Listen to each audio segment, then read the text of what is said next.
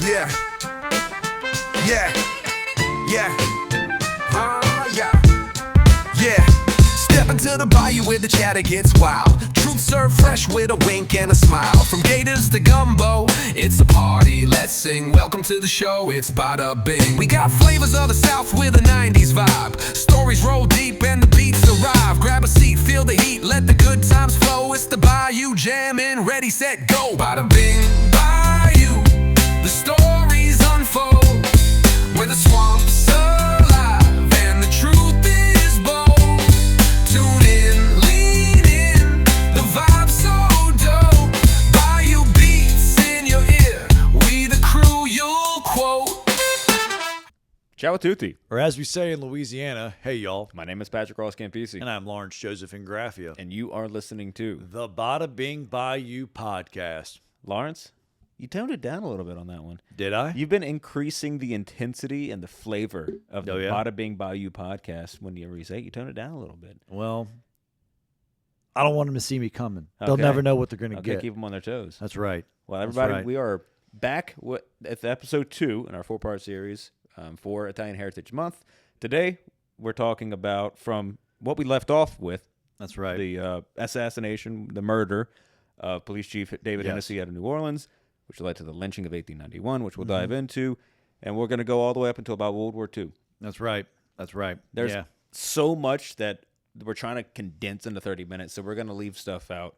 Yes. That's just the nature of it, because we don't want to bore you. It's a No, lot of we don't. information. And As the saying goes, this will be very high level, right? Yeah. You know, the 360 worldview. we also want to have, like, the stories we'll tell today have been told 1,000 times. They have. There's only so many different ways you can tell that same story over and over. Exactly. But they are important. No, of course, and that's why we're discussing them. But what we'll also do is add in some unique insights and flavors, some stories that are unique, I think, to South Louisiana, whether it be my own family, your own family, or Right. just stuff that we know that is unique to the South regarding this time frame. So, Oh, certainly. without further ado, diving back in 1890, Police Chief David Hennessy has just been assassinated. That's right. The city of New Orleans is an uprage, an uproar about the Italians. They are. That's, as you said last time, Mm-hmm. David, Police Chief Hennessy, said it was the Dagos who killed That's him right. On his dying breath, it was the day. on his dying breath. So, Allegedly. allegedly. So they arrested, I think it was 13 Italian Americans who Mm-hmm. either worked on the docks, they worked in the ports, or just Italian. They were vendors. Oh, well, let's talk about what prompted this, right? So, for those of you that didn't know, in the time leading up to the lynching, you had somewhat of a turf war Yeah. between two prominent Sicilian families in New Orleans, and they were fruit importers. They controlled the docks, and so this is really what this was about. And David Hennessy and his ilk wanted to usurp that territory from the Sicilians. But this Because if is you control the port, you control you basically control. the city. That's right. You controlled New Orleans for the most part. Yeah. And so, it was a power play. I mean, that was they saw an opportunity. These politicians in New Orleans saw an opportunity to cast blame at the Sicilian immigrants and the Sicilian Americans. They were easiest ones to do that to. They were the easiest ones to do that too, because at the time, the Sicilian Americans, they were like considered the other. They were like, they were never slaves in Louisiana, Yeah, no. right? But they were considered non-whites, Yeah. and they were considered less than. And so it was an easy group. It was a scapegoat, and that's the sentiment in the city of New Orleans at that time for a lot of the who's who, right? Yeah. So David Hennessy killed in 1890, right? Allegedly, he says it was the Dagos. Yeah. On So his dying breath. So they bring in, it's either 11 or 13. I think it was 13. They bring in 13 that they suspect were in cahoots with this murder. They actually were acquitted. Yes. But the judge wouldn't release them from the prison out of fear that the public would persecute them. Oh yeah, no, they were safer in the jail. Exactly. Yes. Until March 14th, 1891, when the city of New Orleans, there was 10,000 people that came together. And they were funded by the city. They were given guns by the city Oh, yes. to then go storm into the prison. And actually, in New Orleans, there we just put a marker up last year about this. We'll put in some like little videos of us at the site, but we were literally at the site that this event occurred. Yeah, it was very heavy. It was very Yeah. solemn, kind of eerie too. You know, like just just during that time. I mean, and if you look at the whole course of human history, it's not like that was that long ago. Yeah, and when you think about it, you can take a step back. There's so much that happens on the grounds that we walk on every single day, especially in New Orleans, that like you don't know who walked this same path, this same street as me. What happened here in history hundreds of years ago? And if you did not know, if we didn't have that marker up and you didn't know where that took place, you would never know that the reason we even have Columbus Day is because of that site right there. That's right. That's right. So the 13 that were acquitted, 11 of them were in the jail at the time. It was either 5,000 or 10,000 people stormed in and murdered them. Yeah, broke into the jail March 14th, 1891, and lynched them. Yep. 11 of them. 11 of them. And that was one of the largest mass lynchings in the United States. Exactly. If not the largest. I know there are other varying reports all across the country about certain other groups that were marginalized during the course of American history, but that is, it's not the largest, it's one of the largest. It's the largest at one time, right? So it's not saying that like the most of an ethnic group that was lynched, because that's not the case. Oh, we're talking about the sheer volume of the crowd that no, of the participated? people who were lynched at that one time, in the sense of like 11 people at once. Yeah, I thought that you just said that. No, I'm just reiterating the fact. Oh, okay, yes. Yeah, not necessarily the 5,000 people or however many people were in attendance, but the people who died that day. That's why it's called the largest mass lynching. So after that happens, March 14th, 1891, these are still Italian citizens, right? Yes. They weren't naturalized. They weren't American citizens. And That's at right. that time, when you naturalize from being Italian citizen to American, you revoked your previous citizenship. Yes. So they were still Italian citizens, which could have been considered an act of war against, the state of Italy. The fledgling kingdom of Italy. Yes. And Italy was so outraged by this. Italy, who had just 30 years prior, or less than 30 years prior, Roughly. had just finished fighting a war for the most part. The country is broke, and Italy is ready to declare war on the United States. They were so enraged to the point that they actually withdrew their ambassador back to Italy. And so I believe it was who was the president at this time? It wasn't Teddy Roosevelt. The president at this time, Was it Harrison? So President Harrison is the president at the time of this, and this is a bad situation. Yes. While there were, I think it was the New York Times, like a big publication was cheering it on, saying that this was a good thing. Yes, they even were. Teddy Roosevelt. Teddy Roosevelt, his exact quote was, when asked about the lynching in New Orleans, he said it was a rather good thing. So it just shows you the sentiment of society against Sicilians at this time, and Italian Americans, or Italians, really. They weren't even Italian Americans at the time. Yes. So President Harrison realizes, okay, we have to do something because this is not good. We might actually have to go to war with Italy. So this is in 1891. The next year is going to be the 400-year anniversary of when Christopher Columbus discovered America. Yes. So what better, Italian from Genoa, what better person to use as a prominent figure for the Italians to rally around, to like give them something. Really, it was just appeasement. Yes, but it to give was. them something to where they actually felt welcome in this country. And so 1892, that's whenever we have the first Columbus Day. It wasn't established as a federal holiday then, but it was the first Columbus Day. That's right. It was the first. It was declared at the time. Yes, you're right. Benjamin Harrison declared it as a one-time national holiday. Yeah. So it was huge. There was parades and festas all over the country in Right. celebration of Columbus Day. And it did help to bring together the Italian American community where they felt a part of America. So it was a positive thing for us, which is why a lot of us hold so strongly about keeping Columbus Day to this day. I mean, my family, we were in New Orleans at the time, and the Columbus statue in Baton Rouge, my family's name is on that marker, along with many other Italian Americans from Louisiana.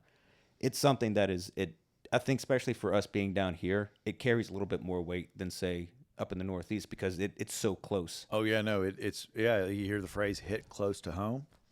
This is home. But what's an interesting thing is this history hasn't been taught. Like, I grew up in Baton Rouge, an hour away from where this happened. Took many, like both in grade school, high school, and in college, Louisiana history courses. Not once did they talk about this. Yeah. At all. I know. It wasn't until till really COVID, I feel like, is whenever people really started telling this story. And it's something that does need to be told. There's more information. We mentioned Charles Marsala. He's like the go-to. He's a fabulous resource For Louisiana Italian American history. He's got All News, AWE News on YouTube. That's where he has all his videos. And he does a documentary just about the mass lynching. It's called Who Killed a Chief. Who Killed a Chief. Exactly. So 1892, they have Columbus Day, and it does help to bring the country together. But of course, there's still I mean, it's not going to fix everything. It's just a Band-Aid at that time. Yes, it is. Right. Yes, it is. But it was a step in the right direction. So Italian Americans, we start building businesses. We start actually getting more innovative and helping to rebuild this country. Yes. Build it into what it is today. That's right. So we're getting in the early 1900s. Like my family, we were working on the farm by that point. Some of my family stayed in New Orleans, but others went to the farm. Same. 19-teens, we now get into World War II. One thing I didn't know was that 300,000. Well, the 19-teens, we would have gotten into World War One. World War One. I'm sorry, World War One. 300,000 Italian Americans actually served in the U.S. military in World War One. I didn't know that. I didn't know that either. You never hear about World War One. You really don't. That was the Great War. The Great War. I know. You know that there was I don't know. I guess there just wasn't like this big of a rallying cry behind World War One as there was with. Well, it didn't really involve the U.S. really with Franz No. Ferdinand, and like it was more of a European war.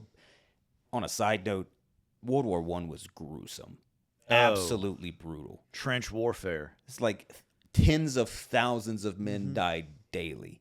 It's just insane, the sheer volume of casualties. That's how they got the phrase "no man's land." Yeah. It was the space in between the Allied forces' trenches and the enemy forces' trenches, and it was called "no man's land" because no one could gain that ground. You would die. Yeah, that is something we're not going to talk about on this podcast, but that is just something it is worth looking into, learning about that, because PTSD, what do they call it? Shell shock. Yeah. It wasn't PTSD at the time. A lot of interesting books. There's one called Tribes, which kind of dives into the mentality of it. This is completely a side note from what we're talking no about, doubt. but a very, very good read and just more of a psychological thing. But let's bring it back in. So in the 1910s, the early 1900s, going into the 1920s, really that was a time for Italian Americans to assimilate. It was. That might be part of like our culture in a way of, rather than, like, we are defiant, we are proud of where we come from, but we also, most importantly, are going to do what's best for the family. And That's right. when people are making fun of you, people are prejudiced against you because of your culture, because of you being different, well, the only way to avoid that is to be like them. Yeah, you assimilate. And I think the Italian into the Americans, larger American society. I think Italian Americans did the best job, really, of assimilating at that time. I think they did. I think they at that time period, I would say that you had the most buy-in from the Italian American groups, and then a big part of it was Americanization. Yeah, and there was an emphasis on because you had that immigrant generation that came. They have kids that are born in America, and so they raise them in an American fashion, right? They're not as outwardly Italian, right? Yeah. It's more internalized because they understood the pressures on them that were outside of their control. But the one thing that they could control was how they raised their kids, and they could control how they presented themselves. And so there was a big emphasis on being more American. And so that then bleeds over into World War II. Yeah. Because during World War II, Patrick, as you and I both know, and for those of you out there that don't know, they said it is estimated that there were anywhere from 750,000 to 1.5 million Italian Americans that served during World War II. Which I believe is the largest ethnic group that served in the military. That's correct. That's right. Our peoples, they were the largest ethnic group that served during World War II, certainly. And on the note about World War II, John Basilone He fought at the Battle of Guadalcanal and the Battle of Iwo Jima, and he was the only serviceman during World War II who received both the Medal of Honor and the Navy Cross. Wow, that's impressive. Yes. And a first Italian American. That's right. That's right. First Italian American. Yeah, the Pacific Theater. The Germans were ruthless, no doubt about it. Blitzkrieg was wild concept at the time, but the Pacific Theater, that was some of the most intense, gruesome fighting. Douglas MacArthur's island hopping campaign. I mean, it was wild. I can't fathom what that was like. What's interesting is that you have such a large portion of the Italian American population that serves in the military, yet at home, their families are being persecuted as enemy aliens. That's right. They were. They were placed in like internment camps.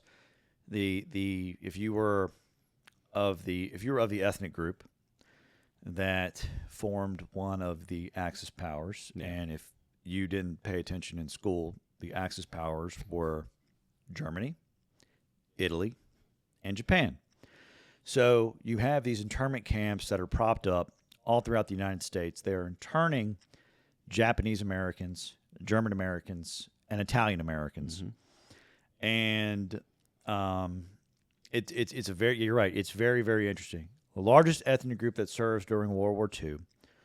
And then back home stateside, they're putting Italian Americans along with German and Japanese Americans into these camps because we believe that they are enemy aliens. There was a Supreme Court case. So you had the Korematsu case. Korematsu was a Japanese American citizen. He was interned in a Japanese internment camp, but there were several other challenges to the legality of being placed in these internment camps. And then years later, in a decision that overturned Korematsu, they said, yes, like, this goes without saying, but, we all know that Korematsu and the decisions of placing these Japanese Americans, these German Americans, and these Italian Americans in these internment camps is unconstitutional. But that didn't happen until years later.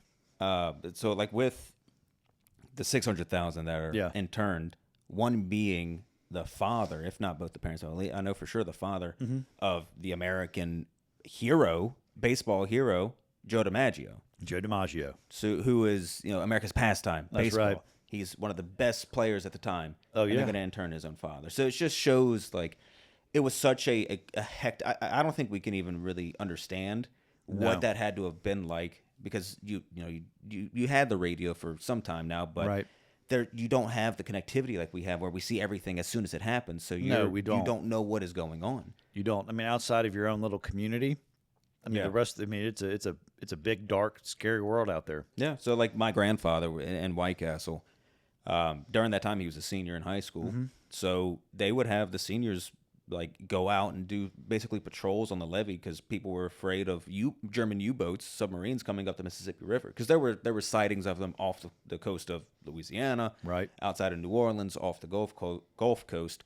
So I mean, it would make sense. Yeah, they'd come up the Mississippi River because they could easily attack any city that close. Oh, yeah. Right? And also, because we were farming sugarcane at the time, he would go down to Donaldsonville. It's like a 20-minute drive south of us.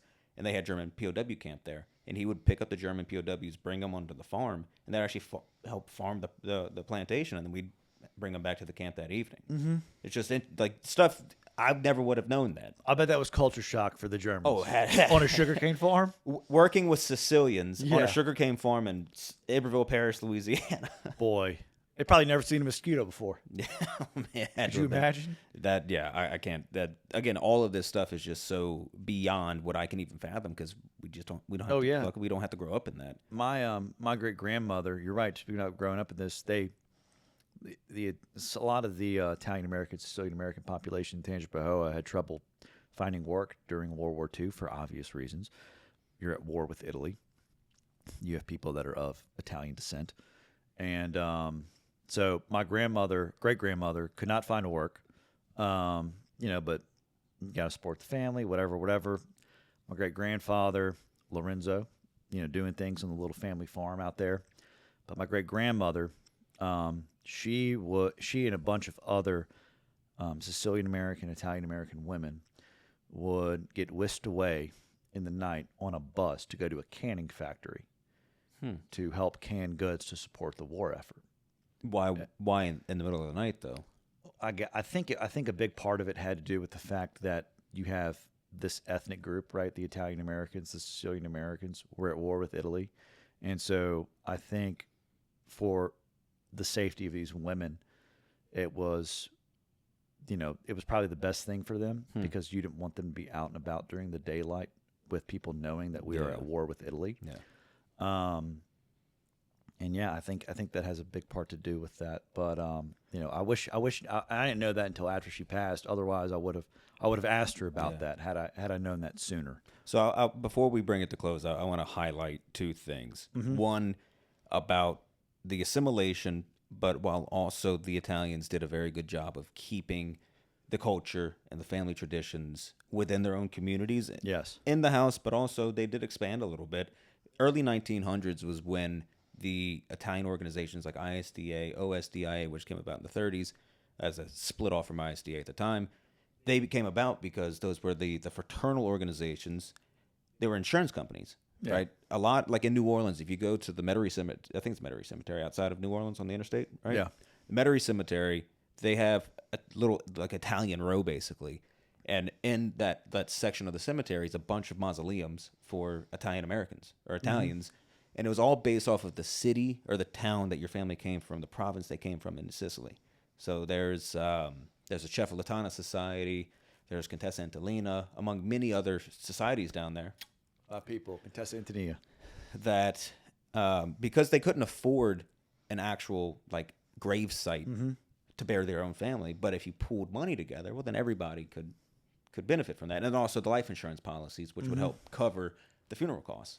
You bring up an excellent point. I don't mean to drag this episode on any longer, but you're talking about a cemetery where they were pooling their money together to have a place to bury their dead in Hammond. And just right outside of Southeastern's campus, there's a cemetery. I believe it's Rose Memorial Cemetery. Half of the cemetery, one half of it, and there's a road that divides it, half of it is very Anglican. The other half of it, very Italian, and that's where a lot of the ethnic Americans were buried. In fact, one of the organizers at the time, because it started out as like the Italian American Cemetery in Hammond, Louisiana. One of the organizers who spearheaded this whole operation is a relative of mine, and now my Uncle Charlie actually sits on the board that helps oversee the maintenance and the care and everything like that for that cemetery, because the people at the time at Rose Memorial Cemetery would not allow Italian Americans, Sicilian Americans to bury their dead in their cemetery. Wow. So the Italians in Tangipahoa Parish and Hammond specifically pooled their money together, bought land on the other side of the street to bury them. Yeah. Yeah. What better way to do it? I mean, you had to find. I know. You had to find some way to make it work. But how about the Italians, though? They're like, oh, you don't want to let us bury our dead in your cemetery? That's fine. We're going to buy the other half of this block on the other side of the street from you, and we're going to go. That's where we're going to go. Can't get more Italian than that. Nope. So one thing I didn't realize until recently, even in a small town like White Castle, we have one red light, maybe 2,000 people now, maybe about the same, I don't know, 100 years ago. Yeah. But they had it because there were so many Italians and Sicilians that came through White Castle that they had their own Italian organization, like their Italian community, like a club, like an ISDA, like St. Expedite. That's cool. They had their own. I'll have to find the photo and put it up, from like 1920 something, of all these Italian men from White Castle in this tiny little town. But they all are we would always find our own people, because that's you had that common ground, the commonality that we've talked about before. Where like IFL, just you already have family because you have that same background. Right. Right. But you flip that on its head and you see the other side of it, like you talk about, and I think it was in Ponchatoula, Italians were not allowed into the city. Correct? No. They were not. There were, I mean, when my grandparents were growing up, you did not cross Ponchatoula Creek. You did not go into Ponchatoula, Which is a town in Louisiana. It's 10 minutes south of Hammond, and where there are so many Sicilians and Italian farmers there. Like the know. population, it's like a little Italy over there. Yeah, Tangipahoa And yet Parish. they was wouldn't let 'em in. Yeah, I mean, outside of New Orleans, I'd say Tangipahoa Parish, there was a huge population of Italians, mostly Sicilian Americans. But yeah, I mean, like my grandparents, when they were growing up, you did not go into Ponchatoula. At what point did that die down where y'all? That probably died down probably sometime in the mid to late 1970s. But Wow. even then, That's still not far away. it's really not that far away. But even then, I mean, there was still a lot of prejudice toward Italian Sicilian Americans coming from that area. In fact, one of my uncles was called a Dago Wow. playing baseball, and the guy's like, you ain't, like, oh, you dumb Dago. My uncle was like, what did you call me? Mm. And the guy's like, oh, you heard me. You ain't nothing but a dumb. Before he could get it out, my uncle had clocked this dude, had his jaw wired shut for a month, like broke the dude's jaw. Yeah. Last time that guy ever called my uncle a Dago. Well, like we had the Judge Russo's episode. Yeah. If you haven't watched it, y'all should go see it, where he talks about growing up, and I think it was in like basically the Ninth Ward of Right. New Orleans. It was the Ninth Ward. And he's like, they'll keep calling you these names until you do something about it. That's right. And once you do something about it, they start calling those names. They might think it, but they ain't gonna say it to your face. Yeah. Yeah, right. But I mean, the interesting thing looking back in history at this time is you have the Italians who are trying to assimilate while also keeping true to their culture. Mm-hmm. You have Americans who love some certain Italian Americans. They love Joe DiMaggio. Oh yeah, they do. They love Frank Sinatra and Dean Martin. Mm-hmm. But then their neighbor, who's right down the street, who's helping pay taxes, who's helping just grow the economy, helping their city out, you're not welcome into this, into our past this line, basically. Yeah, no. I mean, culture was not always, our culture was not always celebrated like it is today. People didn't enjoy the things that we enjoy, that our ancestors brought with them, and so on and so forth. I mean, like, what's more American than a cup of Joe, right? Yeah. You know how they got the name Cup of Joe? No. Because Joe DiMaggio did advertising for, I believe it was Mr. Coffee. Wow. And so, it was like, start your morning with a cup of Joe, and it would be Joe DiMaggio with Mr. Coffee. Wow. I had no idea. Cup of Joe. I mean, it makes sense, but Yeah. So I want to end with this because for my family, I'm imagining them being in this position, but also because I got to play this role. So in 1927, there was an Italian aviator named Francesco Di Pinedo, and he was the first person to ever cross the Atlantic by plane. He went from Italy to Africa, from Africa to South America to New Orleans. He landed in the Mississippi River in New Orleans, and he was, when he landed, he was like the biggest star because this Italian guy, and all the Italians there, they're like, oh my God, somebody that represents us, who's done this amazing feat, and he went on this whole cross country trip, had a lot of hiccups and bumps on the road. His plane caught fire for some freak accident. He's able to scrounge together another plane to continue his journey around. What fun little fact. Fun facts. Fun facts. We love fun facts. America was in Prohibition at the time. Italy was not. So he flew over with a bunch of wine. But, of course, he could not land in America with it. So he and his two co-pilots, they're drinking the wine as they're trying to land this plane because they want to finish the good wine that they've got. He then gets out of his aviation suit in the plane and walks out in a clean, crisp Italian suit. And that's how he makes his entrance on a seaplane and on the Mississippi River in New Orleans. But as he's doing his tour across the country, 1927, what happens in 1927 in Louisiana? The Great Flood. My family was displaced from the back of a place called Bayou, closer to the river, right? So it flooded and we moved closer to the river. And during that time, the men in the family, they actually would use the mules that we use for the farm and would work with the Army Corps of Engineers to rebuild the levee. I couldn't just imagine them being there over the Mississippi River, or on the Mississippi at that time, when Francesco Di Pinedo then flies over the Mississippi as a sign of encouragement for the Italians who were in that area. That, like, you've gone through all of this stuff, and all the people in that area, but like you've gone through all this stuff, you can keep going, even though everything's been flooded out. So I just imagine being in that position, and the honor that I had in one of Charles' films to depict Francesco Di Pinedo. It's just such a cool experience. Very cool. 2 years from today, not from today, but from this year, is going to be the 100-year anniversary of it. So we're trying to plan something big down in New Orleans for that. So we're going to stop there because that was a lot of information we just kind of threw at you. Next up, we've got World War II to the 21st century. There we go, babe. So tune in. Everybody, this has been the Bada Bing Bayou podcast. My name is Patrick Ross Campisi. And I'm Lawrence Joseph Graffia. Ciao, y'all. Y'all come back now.